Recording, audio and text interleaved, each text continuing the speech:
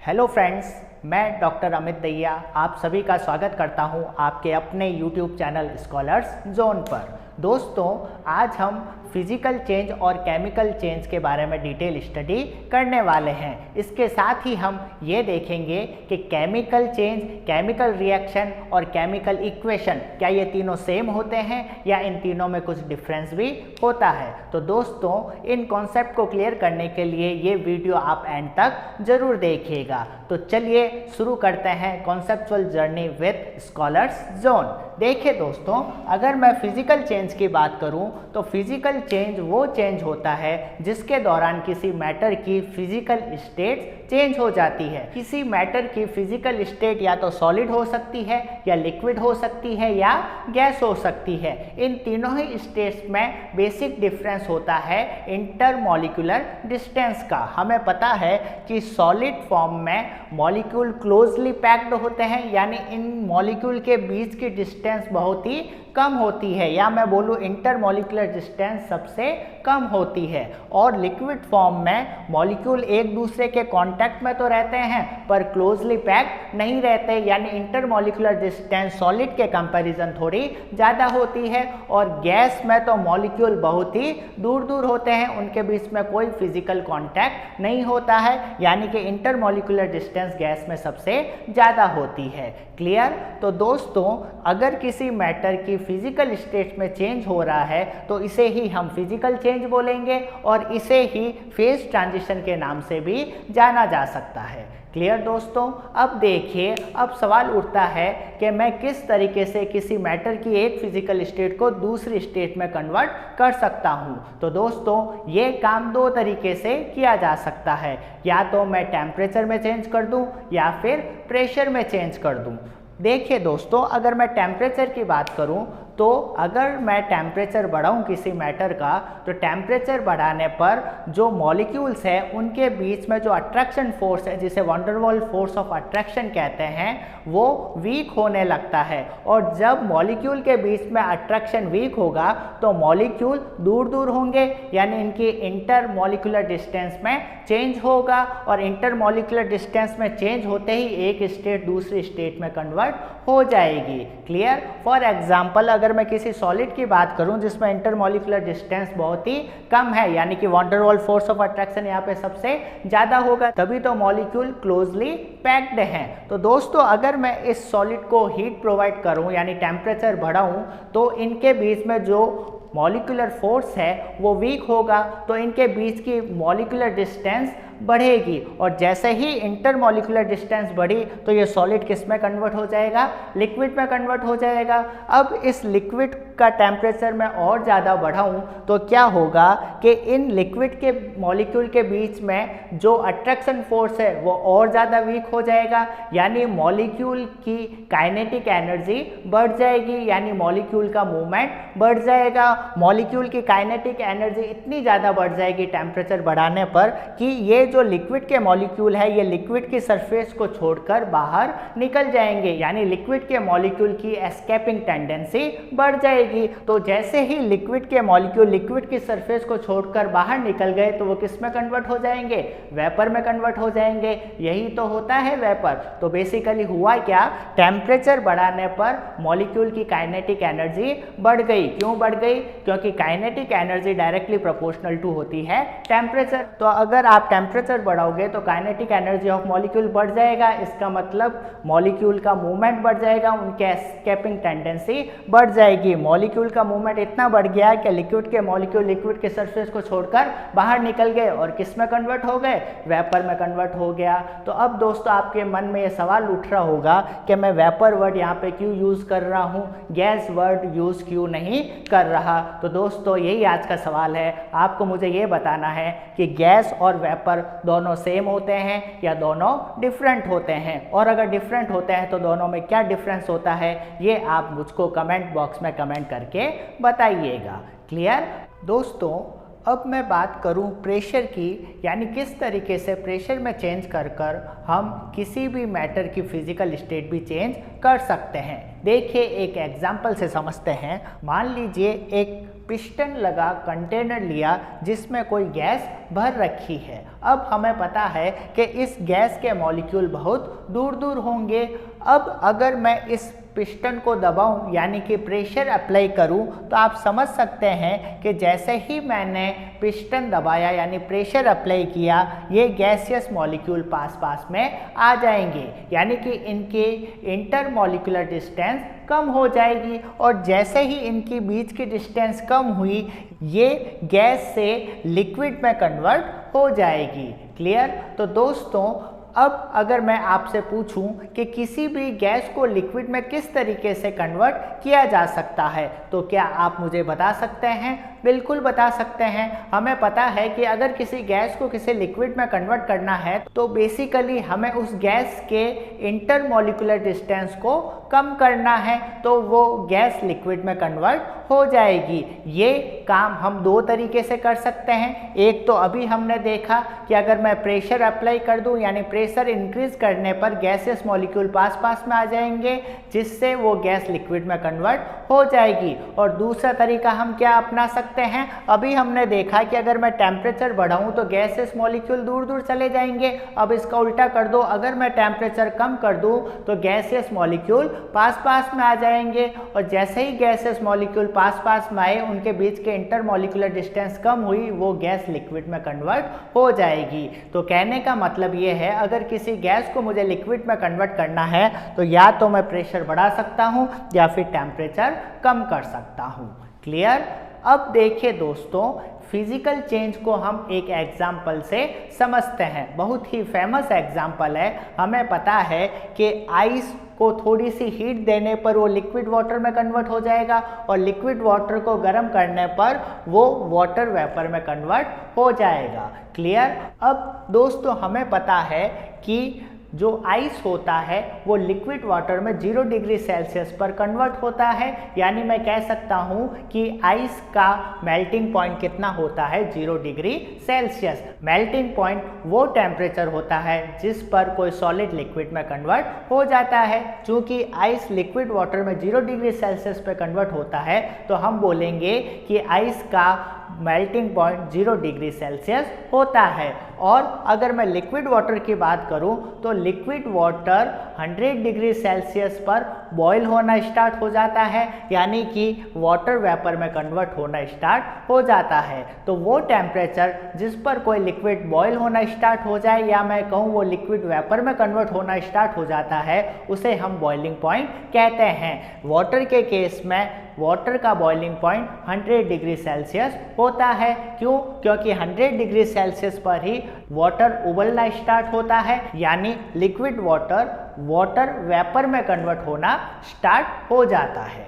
तो दोस्तों, हम यहाँ पे ये देख रहे हैं कि 0 डिग्री सेल्सियस और 100 डिग्री सेल्सियस पर वाटर की फिजिकल स्टेट्स चेंज हो रही है। तो वो टेम्परेचर जिस पर किसी मैटर की एक फिजिकल स्टेट दूसरी फिजिकल स्टेट में कन्वर्ट होती है, उसे हम ट्रांजिशन टेम्परेचर कहते हैं। यानी कि आप समझ गए होंगे कि अगर मैं बॉइलिंग पॉइंट या मेल्टिंग पॉइंट की बात करूं तो यहाँ पे बेसिकली होता क्या है, एक टाइप की फिजिकल स्टेट दूसरी फिजिकल स्टेट में ही तो कन्वर्ट होती है, तो इन्हें हम ट्रांजिशन टेम्परेचर के नाम से जान सकते हैं।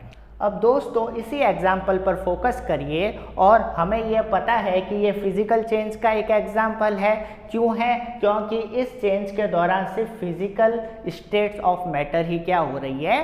चेंज हो रही है। क्लियर? दूसरी चीज़ मुझे ये बताइए, क्या इस चेंज के दौरान क्या कोई नया सब्सटेंस का फॉर्मेशन हो रहा है? नहीं हो रहा। पहले भी H2O था और बाद में भी H2O ही है, यानी कोई नए टाइप के सब्सटेंस का फॉर्मेशन नहीं हो रहा। अगली बात मुझे ये बताइए, क्या मैटर के केमिकल कंपोजिशन या केमिकल फॉर्मूले में चेंज हो रहा है क्या? केमिकल कंपोजिशन का मतलब केमिकली वो किन किन चीज़ों से मिलकर बना है। क्लियर?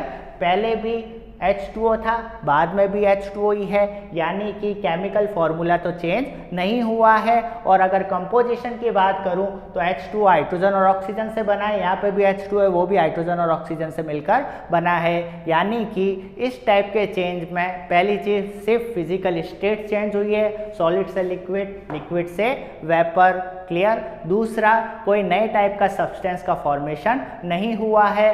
तीसरा, मैटर के केमिकल कंपोजिशन या केमिकल फॉर्मूले में भी कोई चेंज नहीं हुआ है। तो इसी टाइप का चेंज फिजिकल चेंज के नाम से जाना जाता है। तो आप फिजिकल चेंज की प्रॉपर्टी भी समझ गए होंगे। क्लियर। अब दोस्तों मैं बात करूं inter conversion of physical states, यानी सॉलिड, लिक्विड और गैस, इन तीनों को इंटर कन्वर्जन किस तरीके से किया जा सकता है और उन प्रोसेस को हम क्या बोलते हैं। देखिए दोस्तों, आपको पता है सॉलिड से अगर लिक्विड में कन्वर्ट किया जाए तो उसे फ्यूज़न बोलते हैं, और लिक्विड से अगर सॉलिड में कन्वर्ट हो तो सॉलिड का फॉर्मेशन हो रहा है तो नाम क्या पड़ जाता है, सॉलिडिफिकेशन। क्लियर।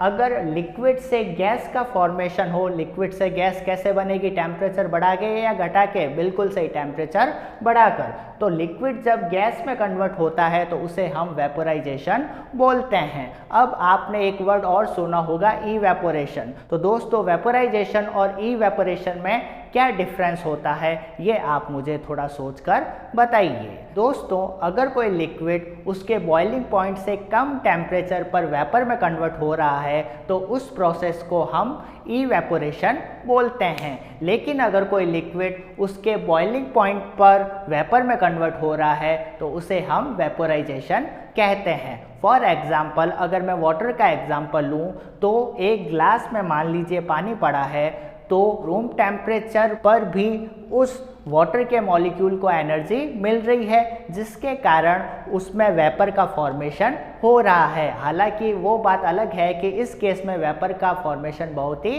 कम हो रहा है, लेकिन वेपर का फॉर्मेशन तो हो रहा है। और ये वेपर का फॉर्मेशन वाटर के बॉइलिंग पॉइंट यानी 100 डिग्री सेल्सियस से कम टेम्परेचर पर हो रहा है। रूम टेम्परेचर तो 100 डिग्री सेल्सियस से कम ही होता है। तो दोस्तों ये जो प्रोसेस है जिसमें वेपर का फॉर्मेशन हो रहा है वाटर के बॉइलिंग पॉइंट यानी 100 डिग्री से कम टेम्परेचर पर, ये गैस कहलाता है इवेपोरेशन। क्लियर। अब अगर मैं उस पानी को गर्म करना स्टार्ट करूं तो धीरे धीरे उस पानी का टेम्परेचर बढ़ेगा।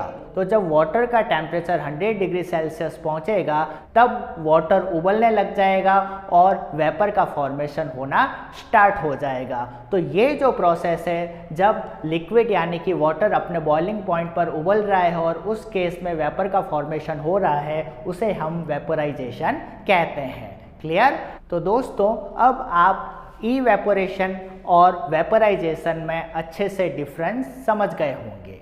अब देखिए दोस्तों, गैस का लिक्विड में कन्वर्ट होना क्या कहलाता है, कंडेंसेशन कहलाता है, हमें पता है। और दोस्तों अगर सॉलिड से डायरेक्ट गैस बने तो उसे हम सब्लिमेशन कहते हैं, कैम्फर जिसका एग्जाम्पल है। और गैस से डायरेक्ट सॉलिड में कन्वर्ट होना डिपोजिशन या डीसब्लिमेशन कहलाता है। क्लियर।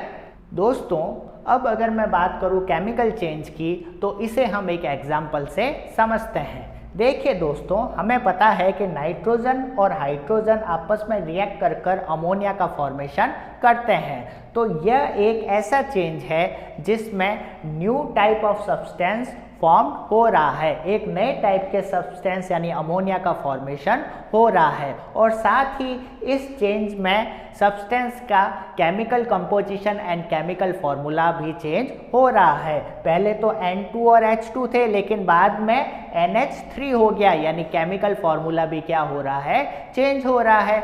तो इसी टाइप का चेंज जिसमें किसी नए सब्सटेंस का फॉर्मेशन हो और दूसरी बात केमिकल कंपोजिशन और केमिकल फॉर्मूला चेंज हो जाए, इसे ही हम केमिकल चेंज के नाम से जानते हैं। और इसी केमिकल चेंज को केमिकल रिएक्शन भी कहते हैं। क्लियर। और किसी पर्टिकुलर रिएक्शन को हम सिंबॉलिक रूप में या मैथमेटिकली रूप में रिप्रेजेंट कर दें तो हमें केमिकल इक्वेशन मिल जाती है। फॉर एग्जाम्पल देखिए, nitrogen gas plus hydrogen gas gives ammonia. ये तो एक केमिकल रिएक्शन या केमिकल चेंज हो गया। अब मैं इसी बात को सिंबॉलिकली या मैथमेटिकली रिप्रेजेंट करूंगा तो मैं कैसे रिप्रेजेंट करूंगा, नाइट्रोजन गैस को N2 से रिप्रेजेंट करते हैं, हाइड्रोजन गैस को H2 से रिप्रेजेंट करते हैं और अमोनिया को NH3 से रिप्रेजेंट करते हैं। क्लियर?